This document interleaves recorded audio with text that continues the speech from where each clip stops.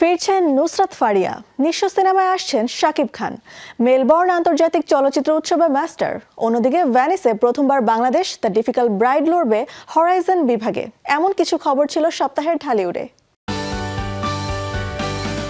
বরবাদ ও রাক্ষস নির্মাণ করে ঢালিউডে আলোচনায় আসেন তরুণ নির্মাতা মেহেদী হাসান হৃদয়। এবার পা রাখছেন ওটিটিতে। প্রথমবারের মতো তিনি নির্মাণ করতে যাচ্ছেন একটি ওয়েব ফিল্ম। এটি প্রধান নারী চরিত্রে অভিনয় করবেন দুই বাংলার জনপ্রিয় অভিনেত্রী নুসরাত ফারিয়া। এই সিনেমার মাধ্যমে অভিনয়ে ফিরছেন নুসরাত ফারিয়া।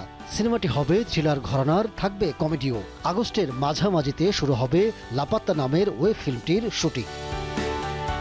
এদিকে নিঃশ্বাস সিনেমা নিয়ে আগামী ঈদ উল ফিতরে আসছেন শাকিব খান।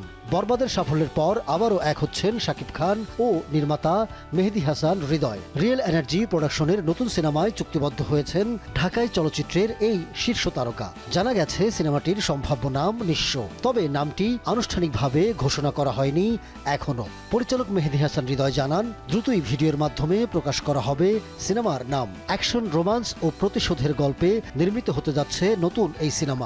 পরিকল্পনা অনুযায়ী ২০২৭ সালের ঈদ উল ফিতরে মুক্তি পাবে নিঃশ্বাস।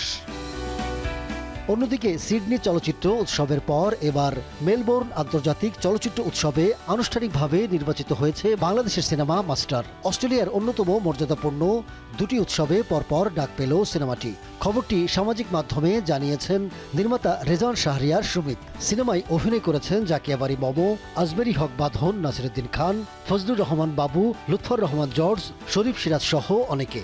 দেশি সিনেমার আন্তর্জাতিক এই অর্জনকে ইতিবাচক ভাবছেন সংশ্লিষ্টরা।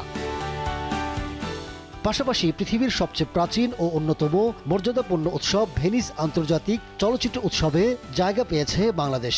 সেপ্টেম্বরে বসবে এর ৮৩তম আসর। আর এ আসরই প্রথমবারের মতো স্থান পেয়েছে বাংলাদেশের সিনেমা দ্য ডিফিকাল্ট ব্রাইড।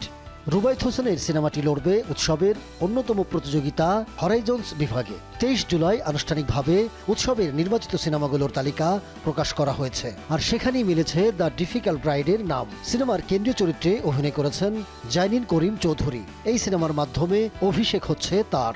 আছেন আজমেরী হক বাঁধন, রিকেতা নন্দিনী শিমু, সুনেরা বিনতে কামাল সহ আরও অনেকে।